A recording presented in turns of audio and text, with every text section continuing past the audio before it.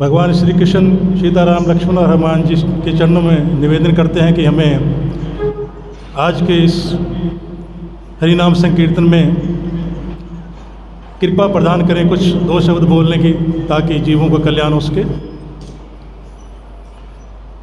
इससे पहले हम शुरू करें, थोड़ा सा पिछली बार कौन कौन लोग थे यहाँ पे जो पिछली बार फरवरी में प्रोग्राम होते, कृपया हाथ खड़े करें। बहुत कम लोग थे। तो कोई बताना चाहेगा पिछली बार क्या हुआ था? कोई बता सकता, कोई एक पॉइंट बता सकता है पिछली बार हमने क्या बताया था?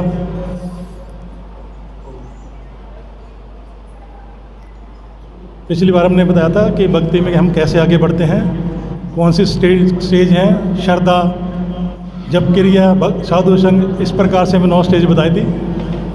तो हम कलयुग जीवों का यही तो है कि हम बहुत जल्द भूल जाते हैं, इसलिए हम कलयुग में ध्यान नहीं लगा सकते, कलयुग में यज्ञ नहीं अनुष्ठान कर सकते, केवल भगवान का नाम जपने पे ही हम भगवान को प्राप्त कर सकते हैं।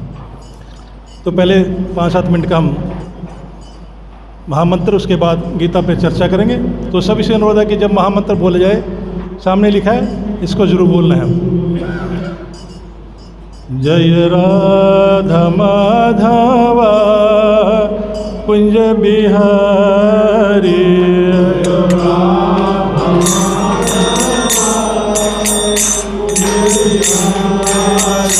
जय राधा माधवा कुंज बिहारी,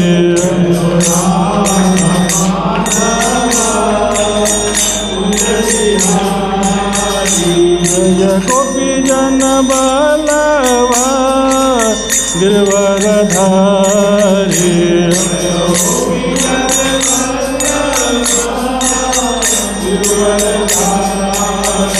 जय गोपी जन बलवा गिरवरधारी,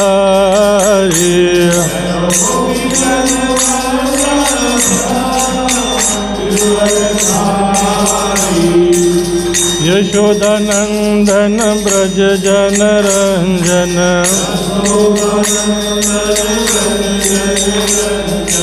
यशोदानंदन ब्रज जन रंजन,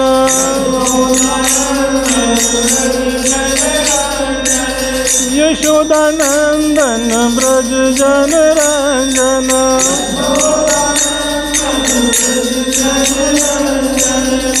यमुना तीरा बनचारी,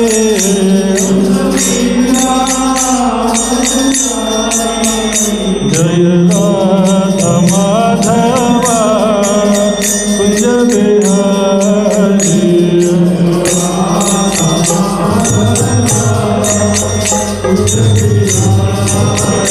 जय राधा माधवा कुंज बिहारी,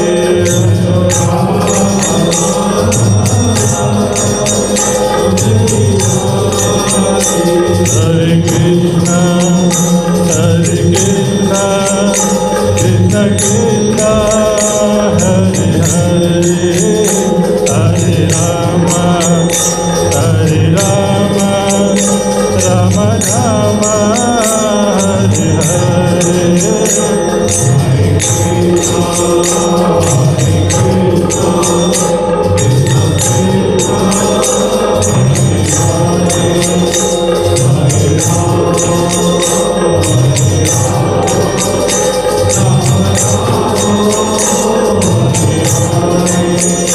Hare Krishna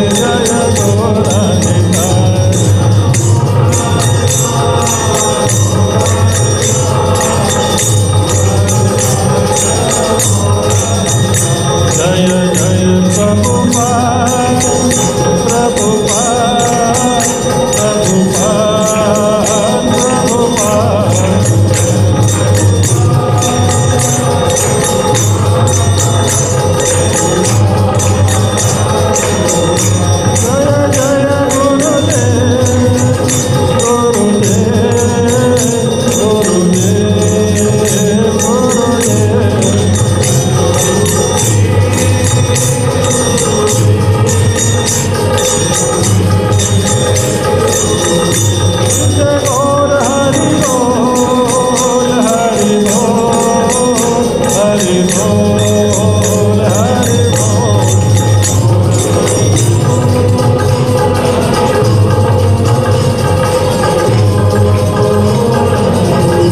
गौर हरि प्रेमानंदे। बिहार लाल की, सीताराम लक्ष्मण हनुमान की, गौर हरि प्रेमानंदे। तो आज हम श्रीमद् भागवत गीता 8वें अध्याय का 5वें श्लोक पर चर्चा करेंगे। बहुत इम्पोर्टेंट श्लोक है। वैसे तो गीता के सभी श्लोक बहुत ही इम्पोर्टेंट हैं, लेकिन ये विशेषकर उस समय की हमारी क्या हालत होगी, उस क्या करना चाहिए उसके बारे में बताता है। कृपा आसान है, जो बोल सकते हैं बोले। आवाज एक थोड़ी कम कर दो, एक को है ज़्यादा इसमें। अंतकाले च मामेव समर मुक्ता कलेवरम या प्रयाति सा मद्भाव याति नास्तर संशया। अंतकाले च मामेव समर मुक्ता कलेवरम या प्रयाति सा मद्भाव याति नास्तर संशया। इसका शब्दार्थ, अंतकाले मृत्यु के समय, चा भी माम मुझको, एवं निश्चय ही, समरण करते हुए, मुक्त्वा त्याग कर, कलेवरम शरीर को, या जो प्रयाति जाता है, सा वह, मत भावम मेरे सब भाव को, याति प्राप्त करता है, ना नहीं, अस्ति है, अतर यहाँ, संशय संदेह। अनुवाद तथा तात्पर्य जगतगुरु श्रील प्रभुपाद जी के द्वारा। जगतगुरु श्रील प्रभुपाद की कृपा। सभी मेरे बाद इसके अनुवाद को बोलेंगे। जीवन के अंत में, सभी बोले बच्चे भी, जीवन के अंत में जो केवल मेरा स्मरण करते हुए शरीर का त्याग करता है, वह तुरंत मेरे सब भाव को प्राप्त करता है। इसमें रंच मात्र भी संदेह नहीं है। तात्पर्य, इस श्लोक में कृष्णा भावनामृत की महत्ता दर्शाती है। जो कोई भी कृष्णा भावनामृत में अपना शरीर छोड़ता है, वह तुरंत परमेश्वर के दिव्य स्वभाव को प्राप्त होता है। परमेश्वर शुद्ध अति शुद्ध है, अतः जो व्यक्ति कृष्णा भावना भावित होता है, वह भी शुद्ध अति शुद्ध होता है। स्मरण सब महत्वपूर्ण है। श्री कृष्ण का स्मरण उस अशुद्ध जीव से नहीं हो सकता जिसने भक्ति में रहकर कृष्णा भावनामृत का अभ्यास नहीं किया।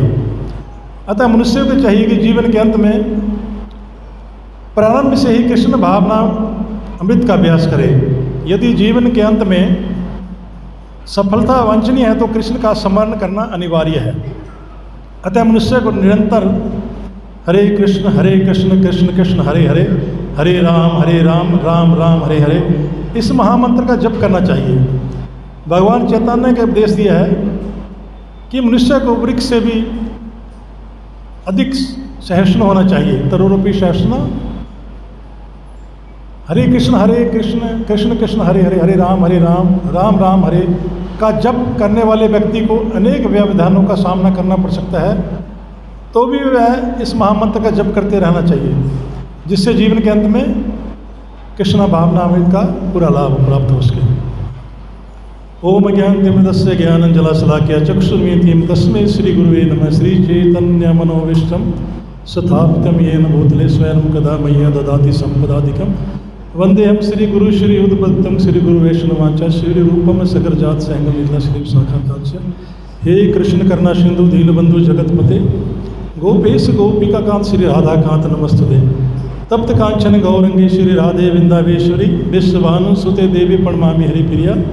वंश कल्पतरुभ्यश्च कृपा सिंधु एवं च पतितानां पावने भैवैष्णवेभ्यो नमो। जय श्री कृष्ण चैतन्य प्रभु नित्यानंदा, श्री अद्वैत गदाधर शिवासादि गौर भक्तवृंदा। हरे कृष्ण कृष्ण कृष्ण हरे हरे, हरे राम राम राम हरे हरे। अंतकाले च मामेव समर्मुक्ता कलेवरम या प्रियाति सामधम नास्ति अंतर संशय। इस श्लोक में भगवान कह रहे हैं कि अंत समय में जब हम शरीर का कलेवर, शरीर को छोड़ने वाले होते हैं, यदि उस समय कोई जीवात्मा मेरा ध्यान करती है तो वह मेरे ही स्वभाव को, मेरे धाम को प्राप्त होती है, इसमें कोई संशय नहीं है। इसलिए जब कोई बूढ़ा व्यक्ति या कोई भी जीवात्मा मरणासन पर होती है, हम उसे कोशिश करते हैं कि गीता सुनाई जाए ताकि उसके कान में गीता पड़े और वह वैकुंठ को प्राप्त हो। लेकिन ये बहुत मुश्किल है, क्योंकि इसके लिए हमें बहुत प्रैक्टिस करनी पड़ेगी। हमें अपने युवावस्था से ही हम भगवान की तरफ, भगवान का नाम लेंगे, तभी हम अंत काल में हमें भगवान याद आ सकते हैं।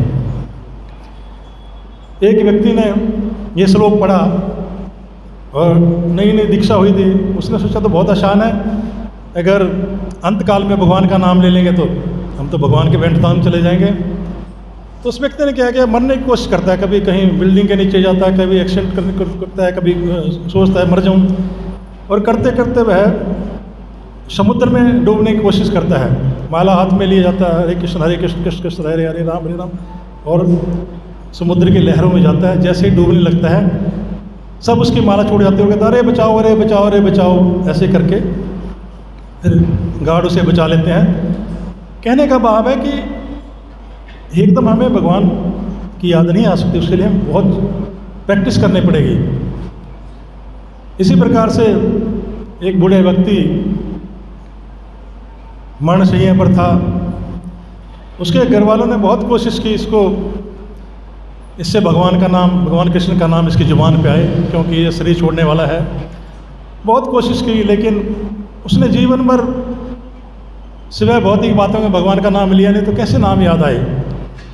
उन्होंने एक युक्ति लड़ाई कि एक व्यक्ति को बुलाया जो उनके रिश्तेदारी में था, और उसको सामने लाकर खड़ा किया। उससे पूछा, उस व्यक्ति का नाम कृष्ण गोपाल था। उस व्यक्ति से पूछा कि ये व्यक्ति कौन है, जानते उसको? कहता हाँ जानता हूँ। कौन है? बोलता ये कविता का घर वाला है। कहने का भाव है कि मरते टाइम उस व्यक्ति का, भगवान कृष्ण का नाम, उसका नाम भी नहीं ले पाया, तो बहुत मुश्किल है। हम कितनी योनियों के बाद हमें ये मानव शरीर मिला, बहुत इम्पोर्टेंट है। 84 लाख योनियों के बाद हम इस मानव शरीर में आते हैं, जिसमें 80 लाख अन्य योनि है, 4 लाख इंसान की योनि है, लगभग 30 लाख योनि पेड़ पौधों की है, 20 लाख योनि पशुओं की है, 9 लाख योनि जलचर प्राणियों की है, 11 लाख योनि कीट पतंगों की है, और 10 लाख योनि पक्षियों की है। 80 लाख, इसके बाद 4 लाख योनि बचती हैं। 4 लाख में मनुष्य की योनि है, जिसमें 4 लाख की क्वालिटी है, जिसमें कुछ परम सिद्ध लोग, परमहंस लोग ऊपर से, और अन्य घटते घटते स्तर में हम आते हैं। अब कल्पना कीजिए 80 लाख योनियों में आने के बाद हमारा मन इतना मैल हो जाता है कि हम इंसान की योनि में आते आते उसको बोल नहीं पाते। इसलिए हमारे परम गुरुदेव his divine grace Shri Bhaktivedanta Swami कहते थे कि मानव जन्म पाइया राधा कृष्ण ना भजिया, जानिया सुनिया विष खाइया, कि जिसने इस योनि में आके भी राधा कृष्ण का नाम नहीं जपा तो उसने विष खाने, जानबूझकर विष खाने के बराबर है। क्योंकि इस योनि में हम चाहें तो हमारी ये अंतिम योनि हो सकती है, हम वैकुंठ को प्राप्त कर सकते हैं।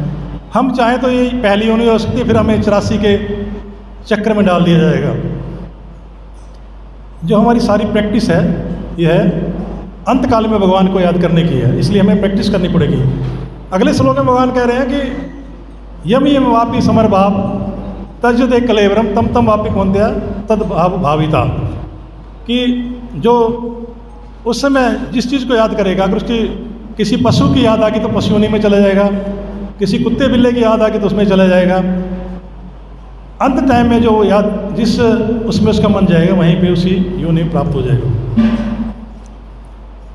और ये भगवत गीता, श्रीमद् भगवद गीता हमारे लिए बहुत इम्पोर्टेंट है, क्योंकि इसमें हमें जीने के बारे में बताया गया है।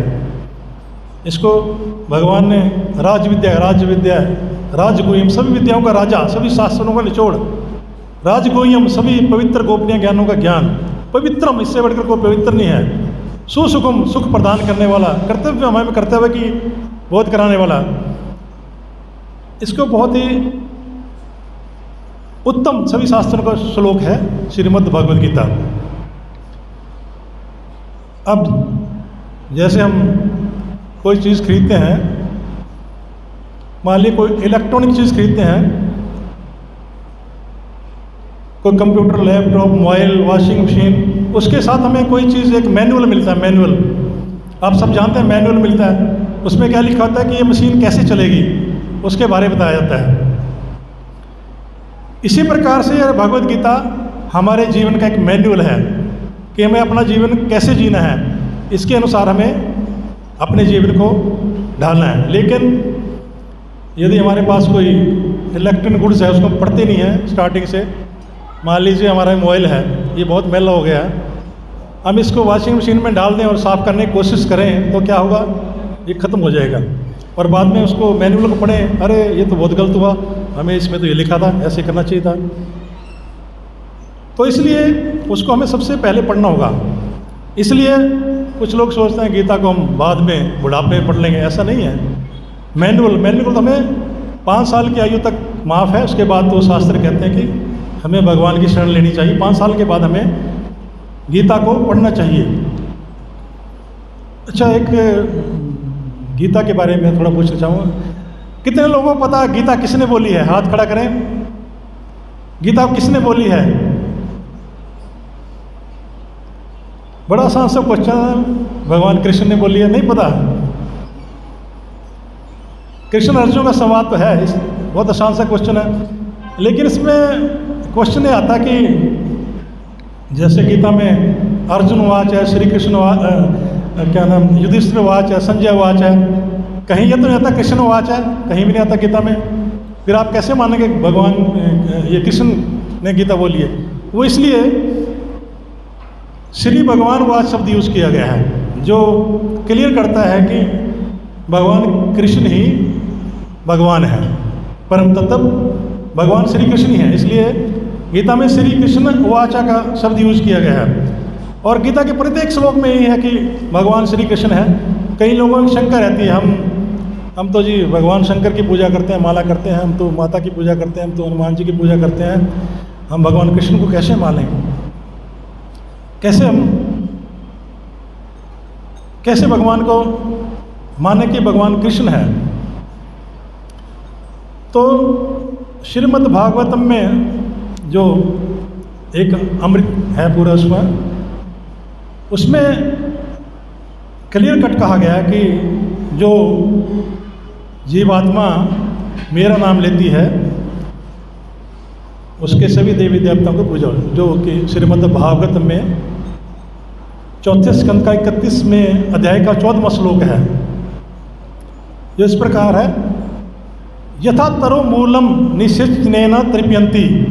जिस प्रकार से हम एक पेड़ की जड़ को पानी देते हैं, उसकी जो टहनियाँ हैं, तस्कंद भुजाए उपशाखाम, उसकी भुजाओं और पत्तियों को अपने आप ही पानी अर्थात उसको मिल जाता है।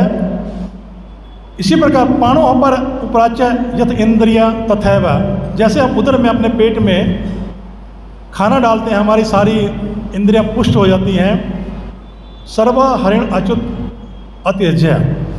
इसी प्रकार यदि हम भगवान कृष्ण की भक्ति करते हैं तो सभी देवी देवताएं अपने आप ही तुष्ट हो जाते हैं, जिसका अनुवादी में प्राप्त। जिस तरह है वृक्ष की जड़ को सींचने से तथा शाखाएं और टहनियाँ पुष्ट हो जाती हैं, और जिस प्रकार पेट को भोजन देने से शरीर की इंद्रियां तथा अंग प्राणवान बनते हैं, उसी प्रकार भक्ति के द्वारा भगवान की पूजा करने से, भगवान श्री कृष्ण की पूजा करने से भगवान के अंग के रूप में सभी देवता, भगवान के अंग रूपी सभी देवता स्वयं तुष्ट हो जाते हैं। इसलिए ये मन से हमें निकालना होगा कि हम यदि देवी देवता की पूजा करें, उसको छोड़ेंगे तो वह रुष्ट हो जाएंगे, हम भगवान कृष्ण की पूजा नहीं करेंगे। ये श्रीमद् भागवतम में लिखा है कि जो व्यक्ति मेरी पूजा करता है उसको देवी देवताओं की पूजा स्वयं ही हो जाती है, उसके पितरों की पूजा स्वयं ही हो जाती है। तो बहुत ही इंपॉर्टेंट श्लोक है। और भगवान की पूजा करने के लिए कलयुग में पीछे बताया था हरि नाम, जो फल हमें अन्य युग में हजारों साल, सतयुग में हजारों लाख ध्यान लगाने से प्राप्त होता था, द्वापर में हमें, त्रेता में यज्ञ करने से होता, द्वापर में मूर्ति पूजा करने से होता है, कलयुग में तो हरि कीर्तनाथ, हरि नाम हरि नाम हरि नाम एव केवलम कलो नास्ते नास्ते गतिरन्य था, कि हमें भगवान के हरि नाम का नाम लेने से ही हम भगवान को प्राप्त कर सकते हैं। कलयुग में अनेकों अवगुण हैं, लेकिन केवल एक ही यही गुण है कि हम हरि नाम के द्वारा भगवान को प्राप्त कर सकते हैं। भगवान ने अपने सभी नामों में इतनी शक्तियाँ भर दी कि हम भगवान को नाम के द्वारा प्राप्त कर सकते हैं। जिससे मैं भगवान श्री राम लंका समुद्र में सेतु बांध रहे थे, हनुमान जी पत्थर पे नाम लिखते थे, समुद्र में फेंक देते, तैर जाता था। इस प्रकार से पुल बनता गया। सामने श्री राम जी देखते थे कि हनुमान जी श्री राम लिखते हैं, पत्थर डालते हैं। तो श्री राम जी ने क्या किया, एक पत्थर उठाया और समुद्र में डाल दिया। क्या हुआ, वो पत्थर डूब जाता है।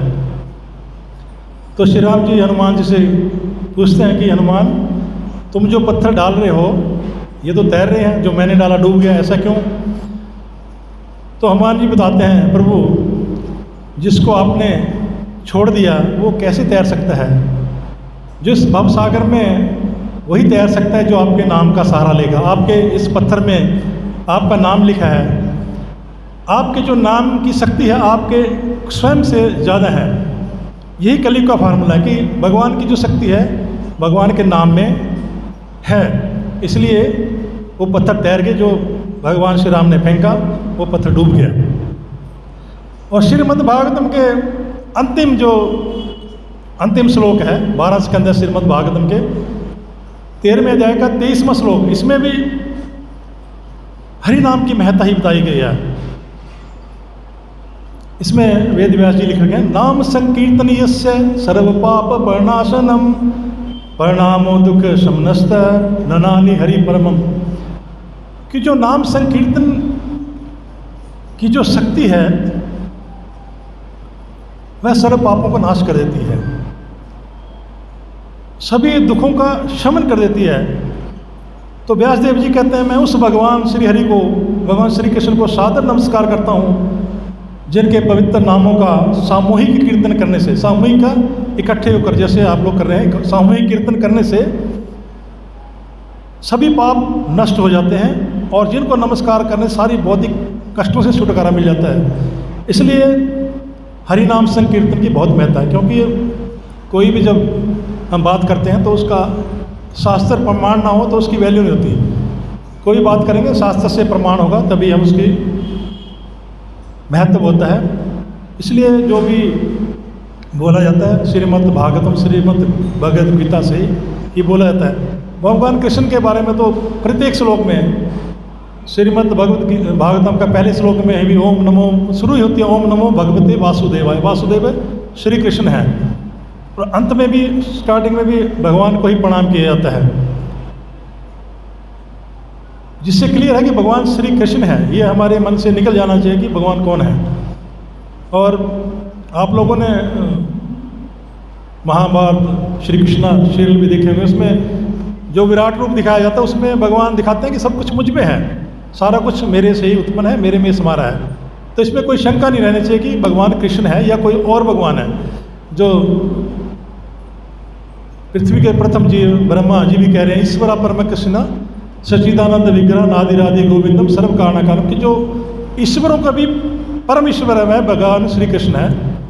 सच्चित आनंद है, सत शाश्वत है, सबसे ज्ञानी है और आनंद प्रदान करने वाला, अनादिरादि गोविंदम, जो आदिकाल से थे अब भी हैं और जो सभी कारणों के कारण है, जिनका अपना कोई कारण नहीं है। इसी प्रकार से विष्णु पुराण में भी प्रसन्न मुनि जी बता रहे हैं कि ईश्वरस्य समग्रस्य वीर्यस्य यस्य श्रिया ज्ञान वैराग्य यश्चैव सत्त्वा भगवती नाम, कि 6 प्रकार के गुण भगवान के होते हैं।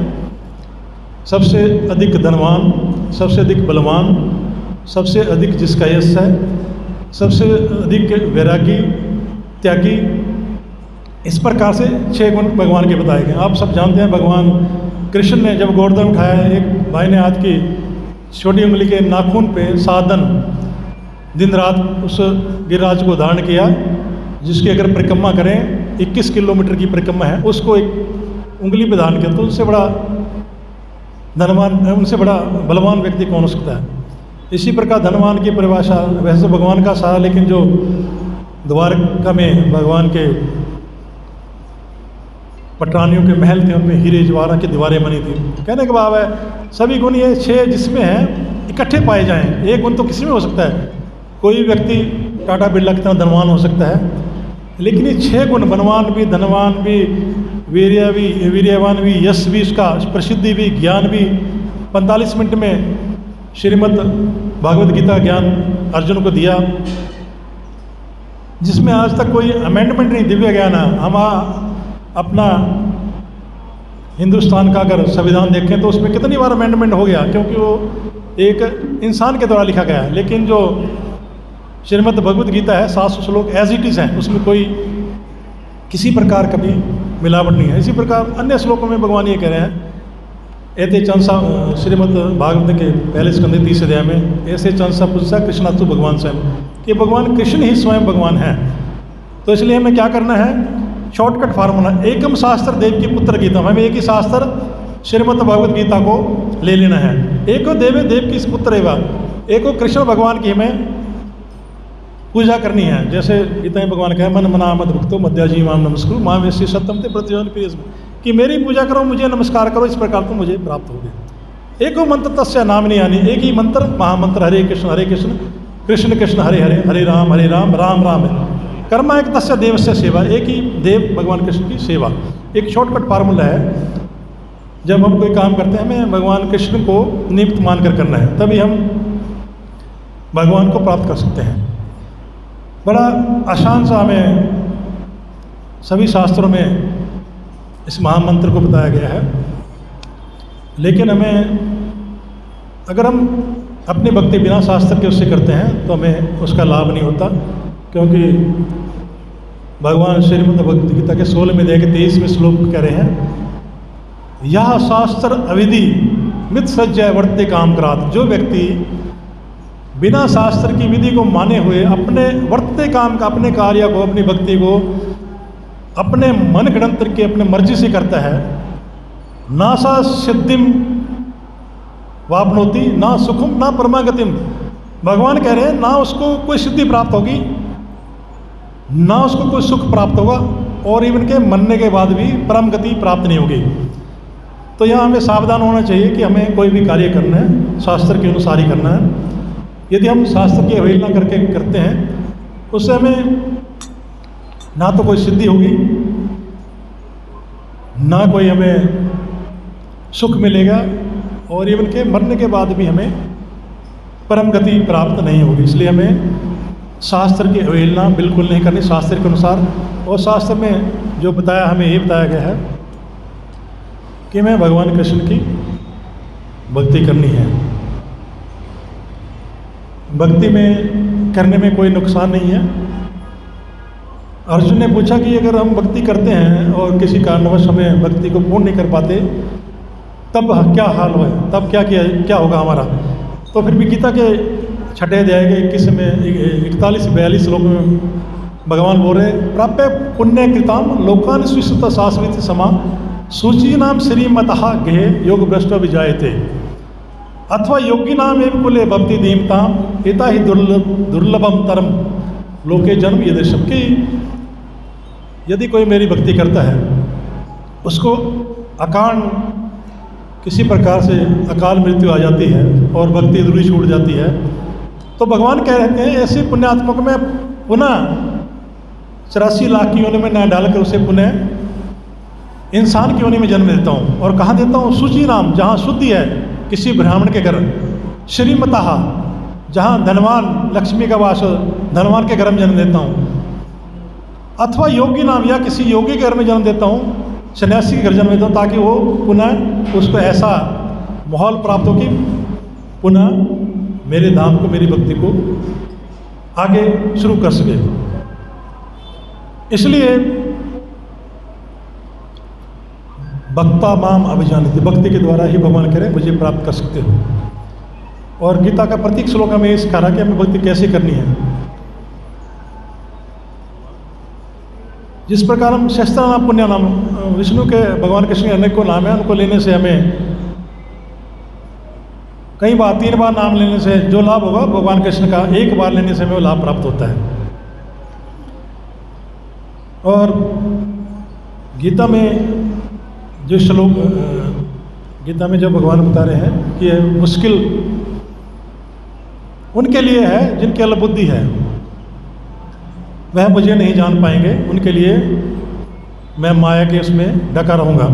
माया के द्वारा लाखों करोड़ मनुष्य नाम सहस्रेषु कश्चिदति सिद्धयता नाम सिद्धा नाम कश्चिन व्यति तत्व, लाखों करोड़ लोग मुझे जानने की कोशिश करेंगे, लेकिन उनमें भी कोई बिरला ही मुझे प्राप्त कर पाएगा।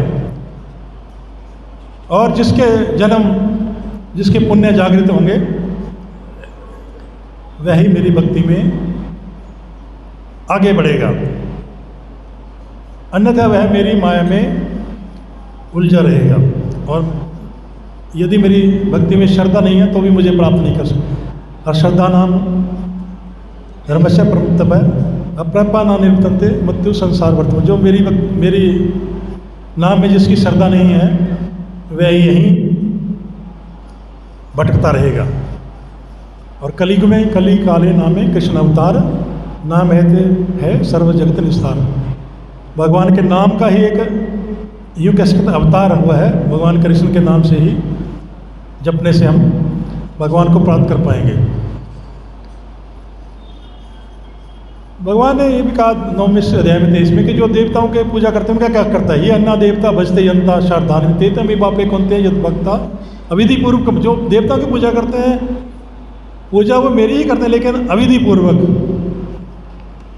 और फिर उनका क्या होता है? यान्ति देवा देवान पितृयंति पितृवता, कि जो देवताओं की पूजा देवलोक में चले जाते हैं, जो भूतों की पूजा भूतेज यानी भूतेज, भूतों की पूजा करते भूत लोगों में भेज देता हूँ।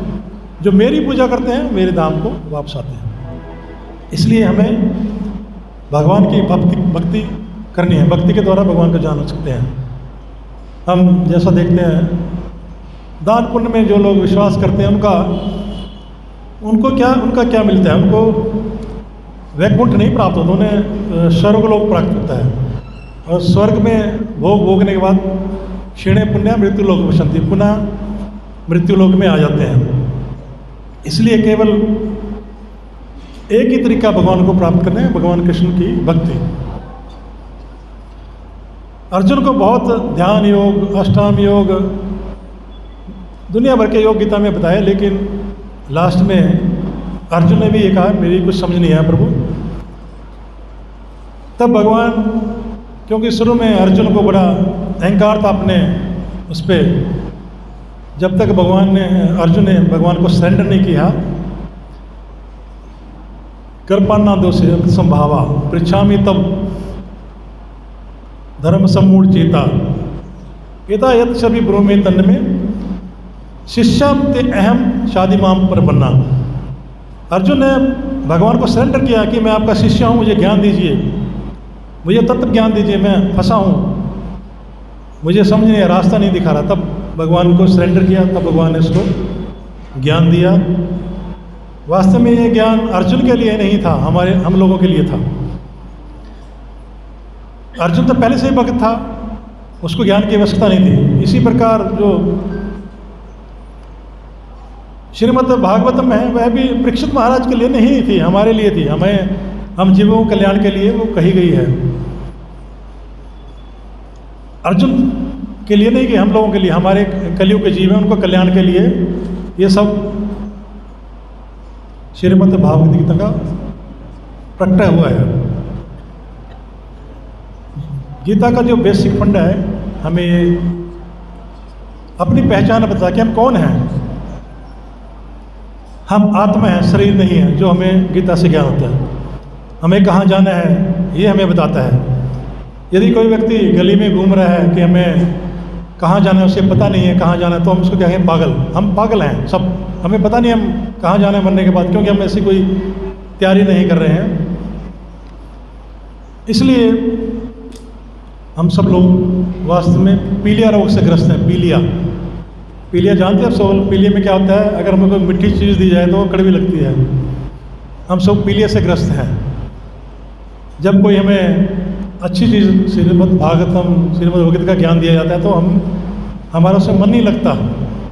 लेकिन ये हम कहीं थिएटर में चले जाते हैं, वहाँ हमारा मन लगता है, क्योंकि वहाँ वो चीज़ दिखाई जाती है जो हमारे लिए अच्छी नहीं है लेकिन हमारे मन को अच्छी लगती है। यहाँ हमें वो चीज़ मिलती है जो हमारे लिए ठीक है लेकिन हमारे मन को अच्छी नहीं लगती। लेकिन फिर पीलिया का इलाज क्या है? फिर से हम उसको मीठा गुड़ खिलाते हैं, लास्ट में उसका इलाज होने लगता है और टेस्ट आने लगता है गुड़ का, मिठास का। वही चीज़ ये है कि शुरू में हमें कोई भी शास्त्र, कोई भी चीज़ स्टार्टिंग में हमें अच्छी नहीं लगती, लेकिन जैसे जैसे हम उसको ग्रहण करते जाते हैं हमें वह मीठी लगने लगती है। हमें अपनी भक्ति के साथ साथ, जपमाला के साथ, शास्त्र पढ़ने के साथ साथ हमें और भी सावधानियाँ बरतनी होती हैं, जिसमें इसको उनके 4 नहीं बताया गया। मांसाहार नहीं करना, जुआ नहीं खेलना, नशा नहीं करना, व्यभिचार, परस्त्री पर पुस्त्र नहीं करना। वास्तव में सनातन धर्म के जो धर्म के 4 स्तंभ हैं, दया, सत्यता, तप और पवित्रता। यदि हम मांसाहार करते हैं हमारे मन से दया खत्म हो जाएगी, हमारा धर्म का एक स्तंभ टूट जाएगा। यदि हम जुआ खेलते हैं हम सच नहीं बोल सकते हैं, दूसरा धर्म का दूसरा पिलर ढह जाएगा। यदि हम नशा करते हैं तो नशा में हम तप नहीं कर सकते, भगवान का नाम ले सकते हैं नशे में, तो तीसरा भी स्तंभ खत्म हो जाएगा। इसी प्रकार व्यभिचार, परस्त्री पुरुष गमन अगर हम करते हैं, वैशाला जाते हैं, तो हमारी पवित्रता भी खत्म हो जाएगी। तो ये 4 स्तंभ, दया, सत्यता, तप, पवित्रता, 4 स्तंभ टिके हैं जिसके ऊपर हमारा सनातन धर्म टिका है। और यदि हम इन स्तंभ को नहीं इस्तेमाल करते हम धर्मात्मा नहीं बन सकते। इसलिए हमें ये 4 चीज़ों का बचना होगा, मांसाहार से, जुआ से, नशे से और वैश्य परस्त्री पर पुरुष गमन से, तब हम धर्मात्मा बनेंगे। और भक्ति में बढ़ाने के लिए पिछली बार मैंने बताया था कि सबसे पहले अपने मन में श्रद्धा उत्पन्न करो, फिर साधु संग करो, क्योंकि साधु संग बहुत सबसे इम्पोर्टेंट संग है। जैसे आप यहाँ पर संग करते हैं, जहाँ कथा चल रही वहाँ जाएंगे, सुनेंगे, वो आपकी भक्ति में आगे बढ़ने के लिए बहुत ही उत्तम चीज़ है। बिना संग से हम आगे नहीं बढ़ पाते, क्योंकि हमारा जो दूषित, इतनी योनि में आने के बाद हमारी जो आत्मा दूषित हो चुकी है, जब तक हम इसको शुद्ध नहीं कर पाएंगे तब तक हम भक्ति में आगे नहीं बढ़ पाएंगे। बहुना जन्म मनते ज्ञान वाता प्रपति वासुदेव सर्वमति साम आत्मा सुदुर्लभा। भगवान कहते हैं 7वें अध्याय के 19वें श्लोक में कि अनेकों जन्मों के जब पुण्य हमारे इकट्ठे होते हैं तब हम साधु संग का लाभ लेते हैं, तब हम सत्संग में जाते हैं, कीर्तन में जाते हैं। आप सब लोग बहुत भाग्यशाली हैं कि आप सत्संग अटेंड कर रहे हैं, नहीं तो वरना तो लोग आज टीवी चला के कर्नाटक का चुनाव का रिजल्ट देख रहे होंगे, क्योंकि सौ दुर्लभ, बहुत मुश्किल है। शास्त्र को ये लिखा है कि साधु संग बहुत ही इम्पोर्टेंट है। साधु संग सर्वशास्त्र के लभ मात्र साधु संग सर्व सिद्धि होए। यदि आपको किसी अच्छे साधु का संग मिल जाए, शास्त्र कहता है कि जितना समय पलक जपने में लगता है ना, इतना भी संग मिल जाए, उससे भी आपको सिद्धि प्राप्त हो जाती है। इसलिए साधु संग की बहुत महत्व शास्त्रों में दिया है। और फिर हमें जब क्रिया पे आएंगे, फिर हमारी अनर्थ निवृत्ति मन से निकलनी शुरू होगी, फिर भगवान के प्रति निष्ठा प्राप्त होगी, आसक्ति प्राप्त होगी, भगवान के प्रति आसक्त हो जाएंगे।